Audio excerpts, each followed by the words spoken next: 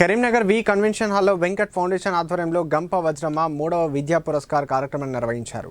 ఈ కార్యక్రమానికి జిల్లా కలెక్టర్ పమేలా సత్పతి, పెద్దపల్లి జిల్లా అదనపు కలెక్టర్ శ్యామ్ ప్రసాద్ లాల్ ముఖ్య అతిథులుగా హాజరయ్యారు.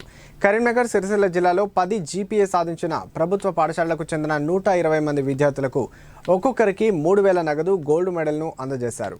ఈ సందర్భంగా ఏర్పాటు చేసిన సమావేశంలో జిల్లా కలెక్టర్ మాట్లాడుతూ ప్రభుత్వ పాఠశాలల్లో చదివి 10వ తరగతిలో మంచి ఫలితాలు సాధించిన విద్యార్థులకు వెంకట్ ఫౌండేషన్ ఆధ్వర్యంలో సహాయం చేయడం అభినందనీయమన్నారు. ప్రైవేటు పాఠశాలలకు దీటుగా ప్రభుత్వ పాఠశాలల విద్యార్థులు 10వ తరగతిలో మంచి ఫలితాలు సాధించారని తెలిపారు. కరీంనగర్ జిల్లాలో 88 ప్రైవేటు పాఠశాలల్లో 100% ఫలితాలు వస్తే 84 ప్రభుత్వ పాఠశాలల్లో 100% ఫలితాలు సాధించడం గర్వంగా ఉందన్నారు.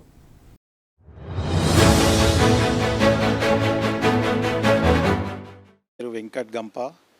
నేను వెంకట్ ఫౌండేషన్ అనే సంస్థను గత 10 సంవత్సరాల క్రితం స్థాపించడం జరిగింది. మా మిత్రులు మరియు మా బిజినెస్ అసోసియేట్స్ కలిపి ఈ యొక్క సంస్థను స్థాపించాము.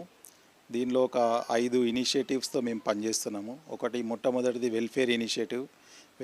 వెల్ఫేర్ ఇనిషియేటివ్లో బాలగోకులం అనే ఒక ఆర్గనైజేషన్ నడిపిస్తున్నాము. అక్కడ తల్లిదండ్రులు లేని సింగిల్ పేరెంట్ ఉండి డౌన్ ట్రాడెన్ పిల్లలు ఒక 40 మందికి మేము ఆశ్రయం కల్పిస్తూ వాళ్లకు కావాల్సిన విద్య, వసతి, తర్వాత వారు జీవితంలో సెటిల్ అయ్యేంత వరకు వారిని కేర్ తీసుకోవడం జరుగుతుంది.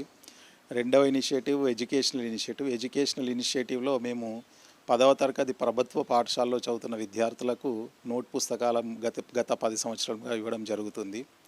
అదేవిధంగా గోల్డ్ మెడల్స్ కూడా 10 జీపీఏ సాధించిన విద్యార్థులకి గోల్డ్ మెడల్స్ ఇవ్వడం జరుగుతుంది.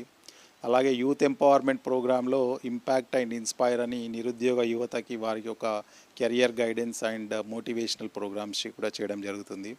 అలాగే ఎన్విరాన్మెంట్ ఇష్యూలో చెట్లు నాటడము, పర్యావరణ పరిరక్షణ గురించి అవేర్నెస్ క్రియేట్ చేయడము జరుగుతుంది.